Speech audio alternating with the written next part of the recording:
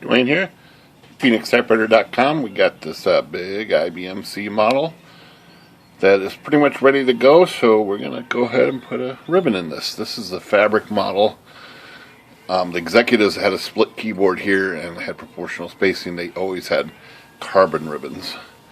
This model has got a fabric ribbon, and you control the ribbon right here, right there, with ribbon position and ribbon rewind. So turn the machine off, buttons all the way down. That's stencil, no print at all, so it does no ribbon lift at all. First notch up, it prints on the top portion of the ribbon. Second notch up, it prints in the middle of the ribbon. Third notch up, I think that was it. It's off. 1, 2, 3 is the bottom portion of the ribbon. It raises this as high as it goes. So you could put a black and red ribbon on this and run it on the first notch for black and the top notch for red. But we're just going to put a black ribbon on it. We'll just put that in the middle there. That's right in the middle of the black ribbon. And let's pop the lid and do this. Lid up out of here. So fabric ribbon on these is a spooled ribbon like this, but with IBM's, this spool is permanent over here. Does not come off, it stays there forever. This spool is special, a T23. It's got a magnetic base here. Actually, the magnet is right here, and this has a metal retainer, so when you put it on there, it locks it down like that. So this is an early magnetic trick from 1964, right up there. So they've been using these tricks for a while. 64. I think this is pretty neat. It's got little grooves on the bottom of this ribbon that match up with the grooves here, but that magnetic connection there is what keeps it in place. So let me get some light in here. There's some more light. Okay, for this model, since this spool is permanent over here, we need to put all the ribbon onto this spool to change it. And it's got a feature for that right here, ribbon rewind. So when you press this down, it transfers the ribbon over to this spool automatically. And it will do it. And it just already finished. There wasn't that much on this spool. Gets to the end, it automatically stops. Let me turn this off too, and you can pull the ribbon out right here. It's got a little slot for this this little gizmo to go into. But if you don't have a ribbon with one of these little gizmos, if you push this little button right here, it says push. It's pretty neat. IBM is pretty slick. What it does is open up this little gap right here, so you can put a ribbon right in that slot right there. And there's a pin in there. So there's a pin in there that moves. So you can stick the ribbon in there and release this and it will catch the ribbon.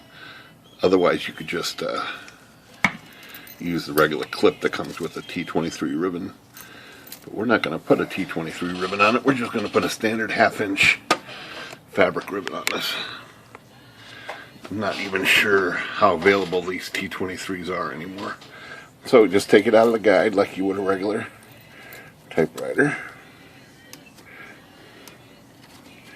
And out of the guide, up and off. So first thing we need to do is remove the ribbon from the spool because we're going to reuse the spool. So we just have to do a quick work of this. Just take this thing and spin it off. Any way you want to do it.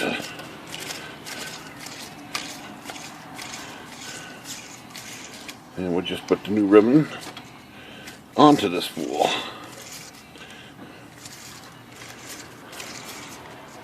This ribbon has been in the machine a long time. It doesn't have much ink in it. It was printing some, but okay, we're just about to the end of this. I think, I haven't done this in a long time. I think there's some kind of clip in here though. Okay, let's see what we got here. It's a little plastic clip, so I would be careful not to break that clip off, because if you break that clip, you might have a time getting this back on. So I'm going to use my X-Acto knife and make sure I cut it here, the ribbon, and then I can remove it. So it's got a little clip right there. But if you break that clip off, it's probably going to have a hard time getting it reconnected. So the ribbon I'm going to put in there is just a standard 1/2-inch ribbon. And we don't need any eyelets in this ribbon, so we're going to have to cut the eyelet out of this ribbon. So it's got an eyelet right there. I'm going to need to cut this out like that. And we're just going to punch a little hole in this ribbon for that little clip to go into. Just a little hole, just a little starter hole. Oops, that was too big. Too big. Try this. Okay, so there's a little hole there. Let's wind this onto this. Clip it on here. Get it in there and make this hole a little bigger.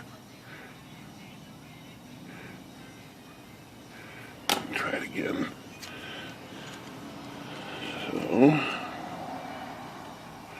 it's kind of hard to get a finger down in there.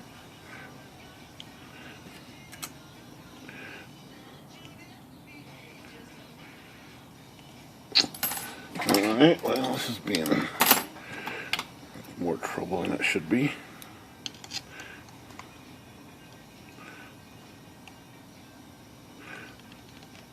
There it goes.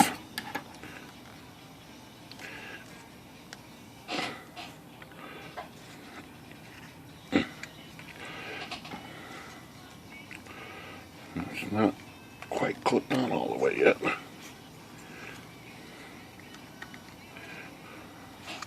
I think. Nope.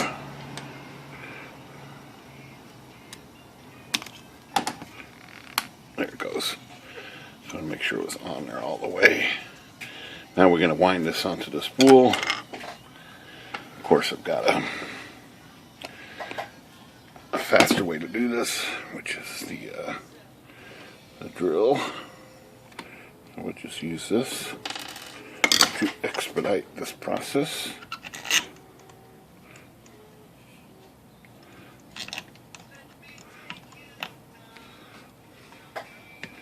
Actually doesn't fit that little hole is too small in the spool. Look at that. Never seen that. I think this might still spin. I think it'll work. Not gonna put the lock nut on there, but so we'll just see if we can get this to work.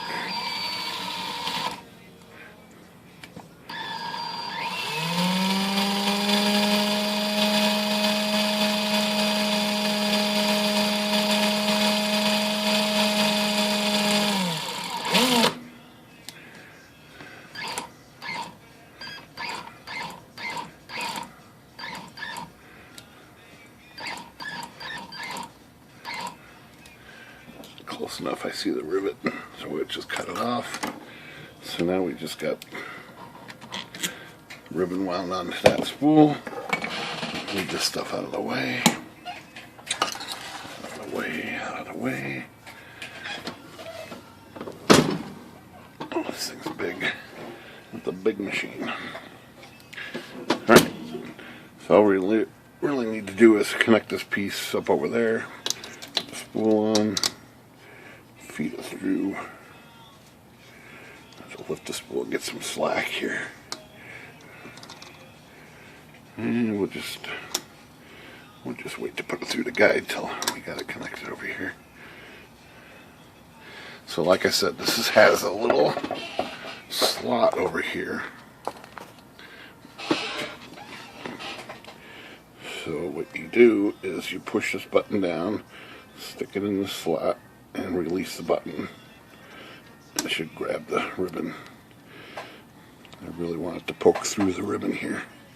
So I'm gonna put a little starter hole in there. I see the little clip is not quite poking through the ribbon. So I'm gonna make a little hole for it for that pin to go into.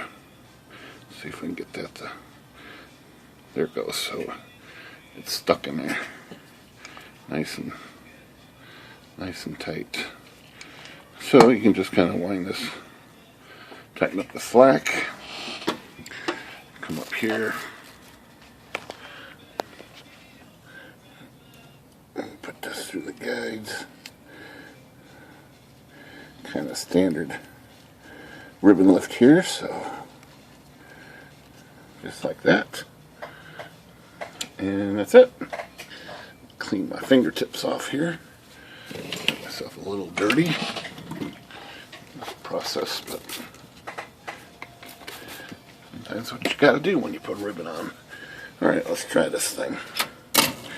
So if everything's working right, this should be feeding. And it probably will go.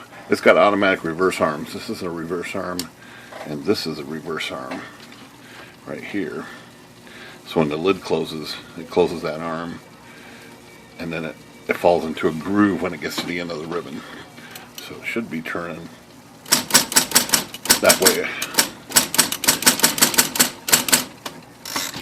If it's not, I'm going to reverse it manually. So there it goes. The manual is reverses right here.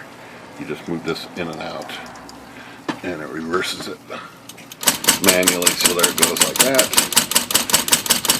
Like I said, when it comes to the end, this arm will fall into a detent and then reverse automatically. So that's it. You get a little repeat action here. There she goes. Let's see how it looks up here. Let's see how the final product looks compared to the original product. Okay, so there was the original ribbon right there.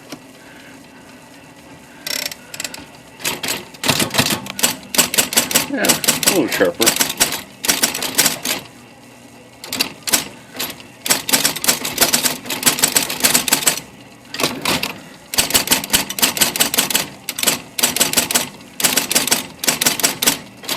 Alright, that's how we do a ribbon on a IBM C model.